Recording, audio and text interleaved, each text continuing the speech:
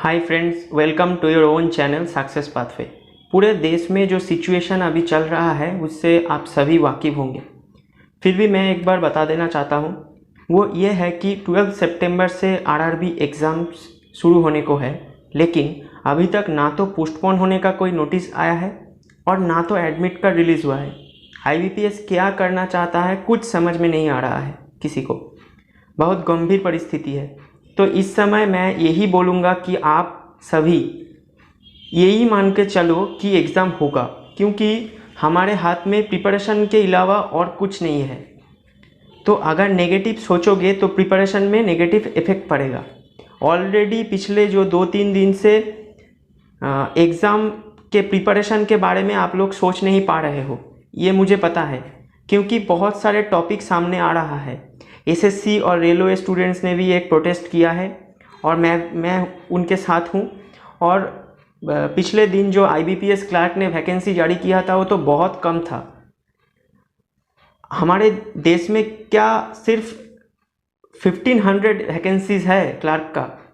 बहुत ही दुखद बात है ये। तो इसलिए भी एक प्रोटेस्ट हो रहा है। और इसके साथ एसबीआई ने अपना जो रिज़ल्ट है क्लर्क एग्ज़ाम का वो जारी नहीं कर रहा है। एग्ज़ाम का नोटिस आ रहा है, वैकेंसी का नोटिस आ रहा है, लेकिन रिज़ल्ट नहीं आ रहा है। तो बहुत गंभीर परिस्थिति है अभी। ठीक है, तो मैं आपसे यही बोलूँगा कि नेगेटिव मत सोचो, क्योंकि नेगेटिव सोचोगे तो आपका जो 3-4 महीने का जो प्रिपरेशन है वो गलत हो जाएगा और आपका जो एग्ज़ाम है वो जब भी होगा वो ख़राब होगा। तब आप पीछे मुड़ के देख नहीं सकते। ठीक है, तो मेरा बात को ध्यान से सोचिएगा और उसके बाद अपना जो डिसीजन है वो लीजिएगा। ठीक है, तो I will request you all to not to spoil your attention and preparation. So let's begin today's topic. Today's topic is very important. RRB PO और आरआरबी क्लर्क ये दोनों एग्ज़ाम डिफरेंट है। दो एग्ज़ाम का कट ऑफ भी different जाता है। आप सभी को पता है कि आरआरबी पीओ का कट ऑफ 60 के आसपास जाता है और आरआरबी क्लर्क का कट ऑफ 70 के ऊपर, 75 से भी ऊपर जाता है। तो दोनों एग्ज़ाम को हमको अलग अलग अप्रोच से देना पड़ेगा। अगर आप सोच रहे हो कि एक ही अप्रोच से 2 एग्ज़ाम दे दोगे तो वो नहीं हो सकता है। मैं आपसे बोलूँगा कि मैं ऑलरेडी अड्डा 247, स्टूडेंट फरमाइश, ये 2 चैनल का लगभग सभी एसटी दे चुका हूँ। और इसके साथ जो ऑल इंडिया मॉक्स होते हैं और जो channel olive board, text book, grade up, इसका जो फ्री टेस्ट होता है सब मैं दे चुका हूँ। और प्रीवियस ईयर्स का क्वेश्चन भी मैं कर चुका हूँ और अभी भी कर रहा हूँ। तो मैंने ये देखा है कि 2 एग्ज़ाम आप एक ही अप्रोच से नहीं निकाल पाओगे, आपको अलग अलग अप्रोच लगाना पड़ेगा। तो ये जो मैं आज वीडियो लेकर आया हूँ, यहाँ पर मैं आप लोगों को 5 टिप्स ऐसे बोलूँगा कि वो जो 5 बातें हैं वो आप लोगों को ध्यान में रखना पड़ेगा while attempting मॉक्स and while giving exam.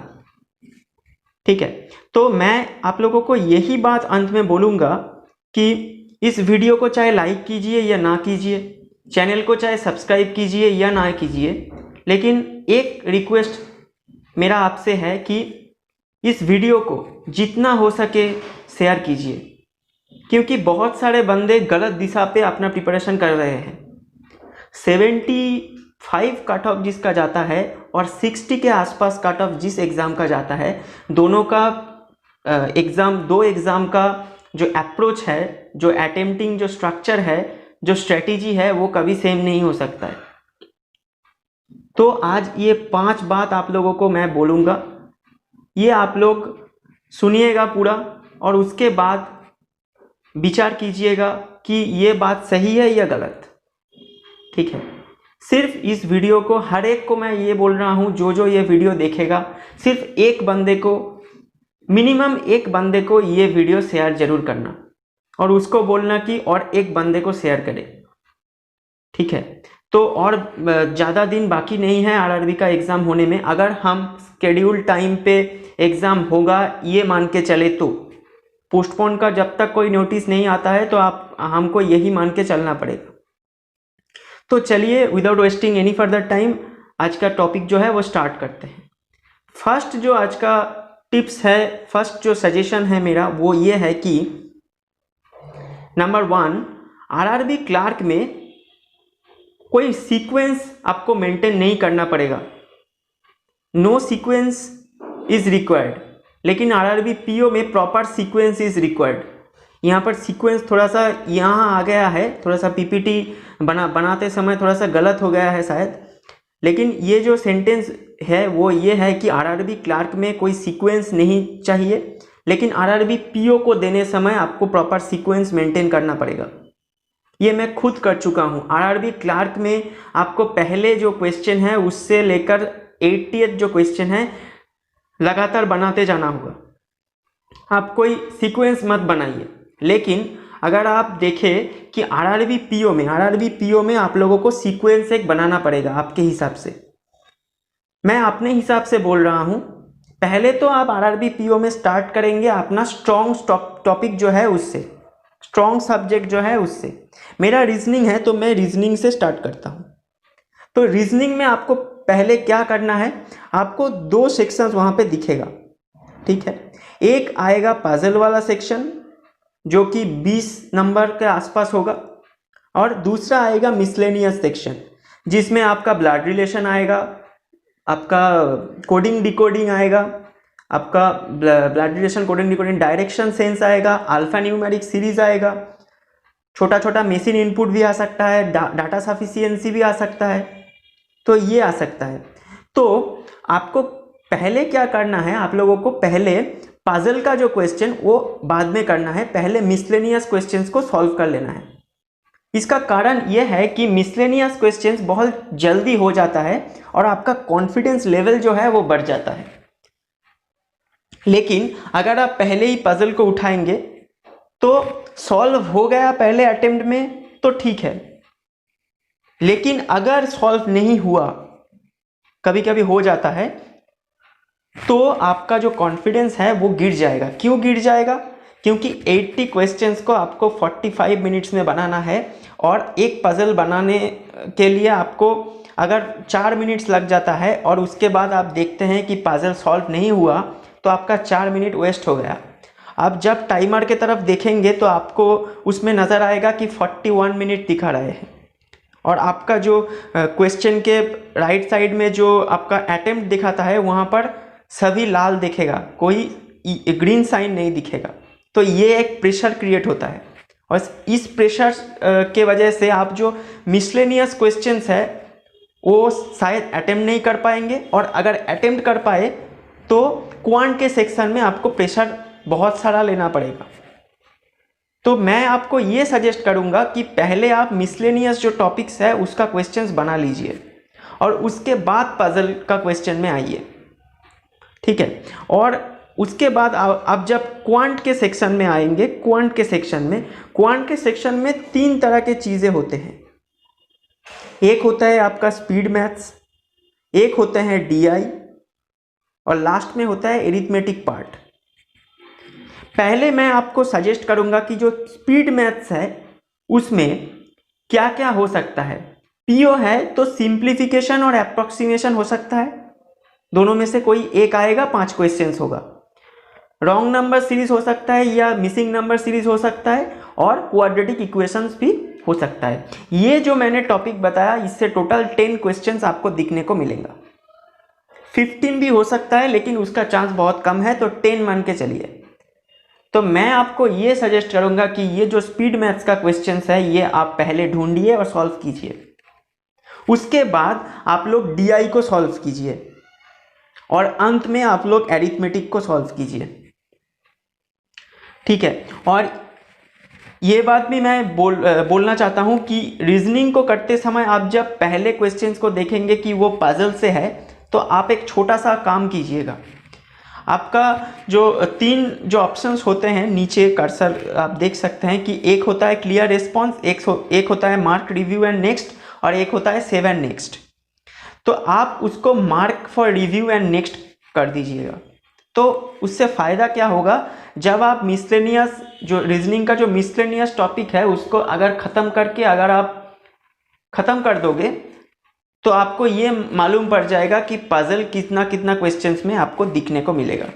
तो आप डायरेक्टली उस पर क्लिक कर देना। और इसके अलावा एक बात और भी मैं बोलूँगा कि पजल को आप अगर नंबर फर्स्ट जो क्वेश्चन है उसमें देखेंगे तो उसके बाद स्किप मत कीजिए, वो मार्क फॉर रिव्यू हो गया। उसके बाद आप डायरेक्ट नंबर 6 पे क्लिक कीजिए, क्योंकि स्किप करने में बहुत सारा टाइम चला जाता है। सेकेंड्स का खेल है, लेकिन वो जो टोटल सेकेंड्स हो जाता है वो लगभग 1-2 मिनट हो जाता है। तो उतना स्किप करने का तो ज़रूरत नहीं है। आपको मालूम है कि पजल का क्वेश्चन है तो 5 क्वेश्चंस आएगा, तो 1 से 5 आप लोग छोड़ दीजिए, 6 वाले क्वेश्चन पे क्लिक कीजिए। अगर वो भी पजल है तो डायरेक्ट 11 नंबर क्वेश्चन पे क्लिक कीजिए, और 6 नंबर क्वेश्चन पे उसके बाद और मार्क फॉर रिव्यू करने का ज़रूरत नहीं है, क्योंकि 1 से 10 टोटल ही पजल है, तो आपको ढूंढने का ज़रूरत नहीं है। आप 6 पे क्लिक कीजिए, अगर पजल है तो डायरेक्ट 11 नंबर क्वेश्चन में क्लिक कीजिए। ऐसे बढ़ते रहिए। और क्वांट में भी मैं बोलूँगा, आप जब स्किप करने जा रहे हैं तो एरिथमेटिक का क्वेश्चन में कोई मार्क फॉर रिव्यू करने का ज़रूरत नहीं है। आप DI का जब भी क्वेश्चन देखेंगे तो उसका फर्स्ट क्वेश्चन को आप mark for review and next कर दीजिएगा, तो क्वेश्चन ढूंढने में आसानी हो जाता है। तो ये जो सीक्वेंस है ये आपको फॉलो करना है। RRB PO में, RRB क्लार्क में ऐसा कुछ नहीं करना होगा। क्वेश्चन बहुत इजी रहता है, अगर आप ठीक से प्रिपेयर करेंगे तो 1 से 80 टोटल क्वेश्चन आप शेड्यूल टाइम में बना लेंगे। पैनिक मत कीजिएगा, छोटा छोटा पजल आता है, छोटा छोटा DI आपको 1 से लेकर चलना पड़ेगा, 88 तक करना पड़ेगा। नेक्स्ट नंबर 2, RRB क्लार्क में आपको स्पीड के साथ साथ एक्यूरेसी मेंटेन करके चलना पड़ेगा। क्लार्क में स्पीड बहुत ज़रूरी है।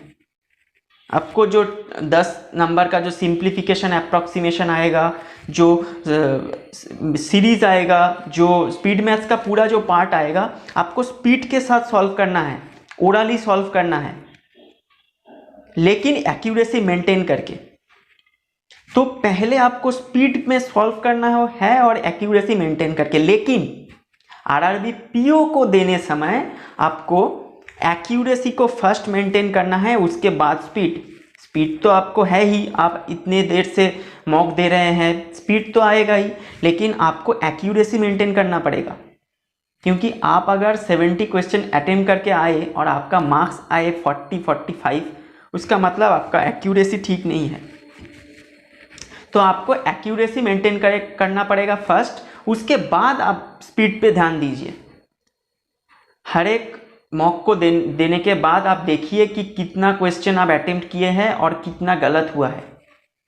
उसके बाद ये देखिए कि हर एक क्वेश्चन में आपको टाइम कितना लगा है। ठीक है, तो ये सेकंड बात है जो मैं आप लोगों को बोल दिया। उसके बाद नंबर 3 क्या है? RRB क्लार्क में आपको कोई भी टॉपिक आप स्किप करके नहीं जा सकते। Do not skip any topic, all question should be answered, क्योंकि हाई कट ऑफ रहता है, 70 से ऊपर कट ऑफ, 75 से ऊपर कट ऑफ जाता है।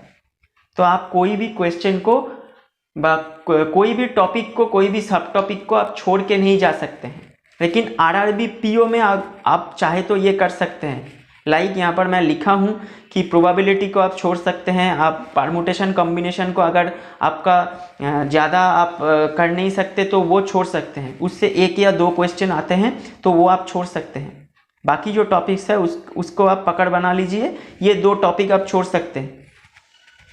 लेकिन RRB क्लार्क में ऐसा कुछ नहीं कर सकते हैं, क्योंकि RRB क्लार्क का कट ऑफ बहुत हाई जाता है, कभी कभी 77-78 तक चला जाता है।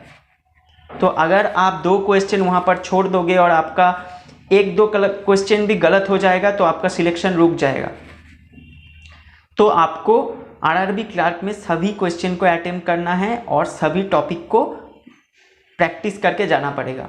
तो मैं आप लोगों को एक छोटा सा बात बोलना चाहता हूँ कि प्रोबेबिलिटी और परमुटेशन कॉम्बिनेशन, ये जो टॉपिक्स है, इसमें मैं जो मॉक टेस्ट दिया है और प्रीवियस क्वेश्चन को स्टडी किया है, मैंने ये देखा है कि आप चाहे तो ये मैं जो अब बोलने जा रहा हूँ, ये जो टॉपिक है प्रोबेबिलिटी और परम्यूटेशन कॉम्बिनेशन के अंदर, वो आप कर जाए तो वो काफ़ी है मेरे हिसाब से। वो क्या है कि आप डाइस का जो क्वेश्चन होता है छोटा छोटा वो कर जाए, कार्ड्स का जो क्वेश्चन होता है वो करके जाइए, और कॉइन टॉस करने वाला जो क्वेश्चन होता है वो करके जाइए, और जो वर्ड्स का क्वेश्चन होता है कि एक वर्ड दे दिया आपको, एक वर्ड दे दिया स्माइल, आपको उसके बाद बोलेगा कि how many ways it can be arrange that all vowels comes together.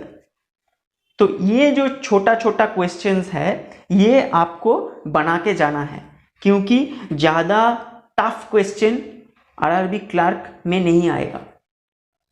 ठीक है, 1 लाइन 2 लाइन का प्रोबेबिलिटी का क्वेश्चन आएगा, और ये जो टॉपिक मैंने बताया कि डाइस का, कार्ड का, वर्ड का और टॉस वाला कॉइन का, ये 4 टॉपिक आपको छोटा छोटा जो क्वेश्चन होता है वो करके जाना है।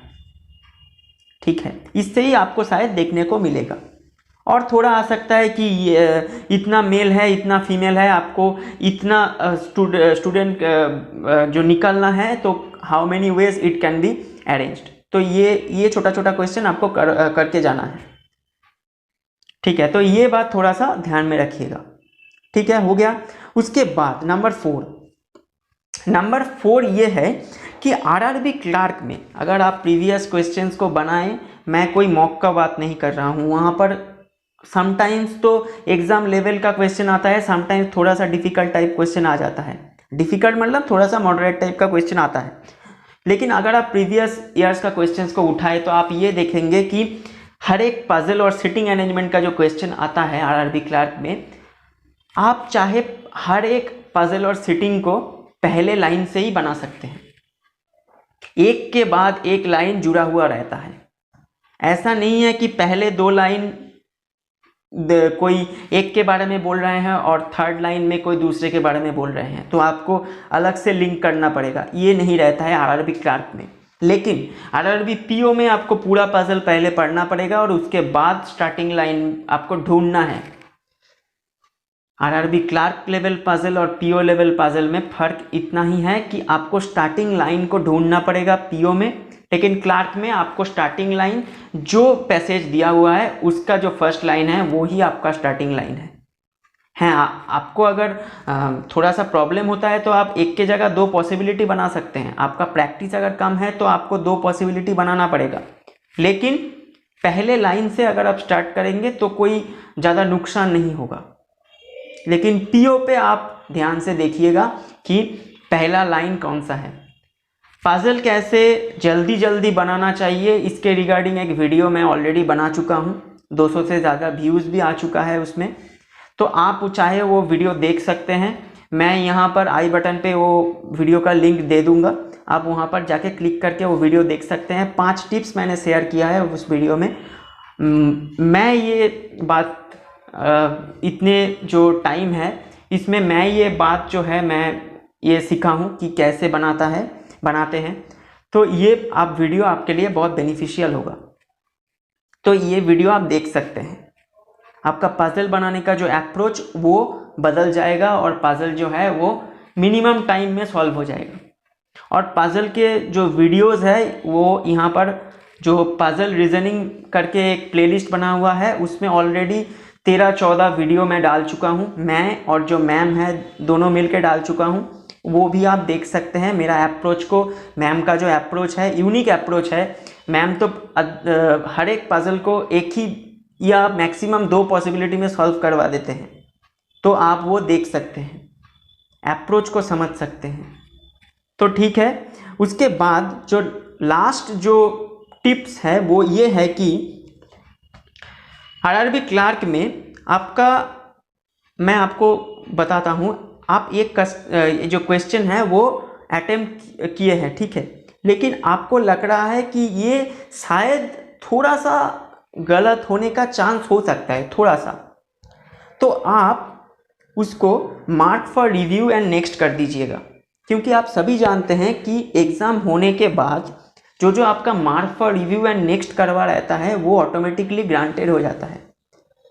तो अगर आप उसको mark for review and next कर दीजिए करेंगे तो आपका फ़ायदा क्या होगा, कभी कभी अगर क्वेश्चंस का लेवल बहुत ही ज़्यादा इजी हुआ तो क्या होता है कि 45 मिनट्स में ज़्यादा हो जाता है।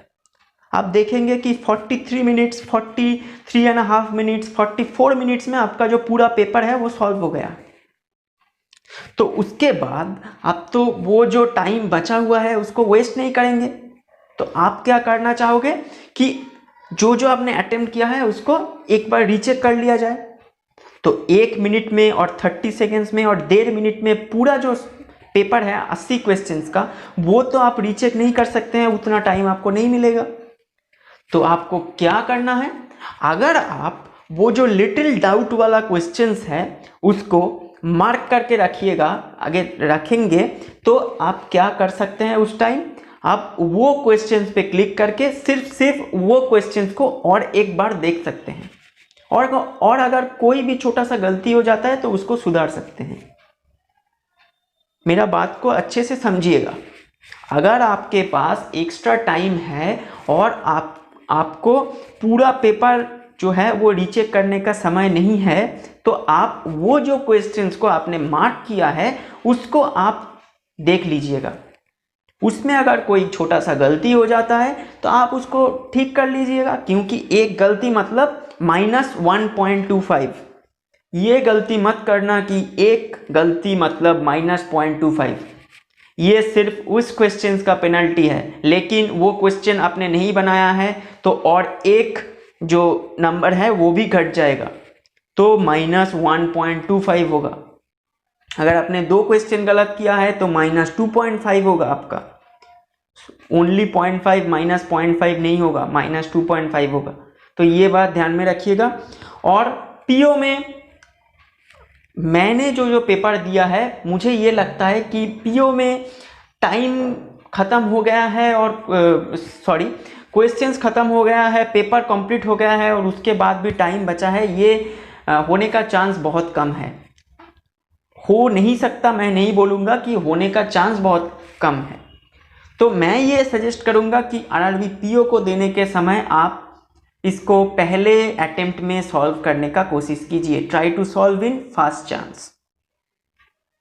कोई क्वेश्चंस को आप बाद में करेंगे ये समझ के मत रखा कीजिए। आप सीक्वेंस तो मेंटेन कर ही रहे हैं, तो जो क्वेश्चन आप सीक्वेंस में आपका आएगा वो कर लीजिए, क्योंकि आपको पूरा पेपर ख़त्म होने के बाद और कोई क्वेश्चन बनाने का, पूरा पेपर को अटेम्प्ट करने के बाद, देख लेने के बाद, पूरा जो आप कर सकते हैं उसको कर लेने के बाद आपके पास ज़्यादा टाइम नहीं बचेगा।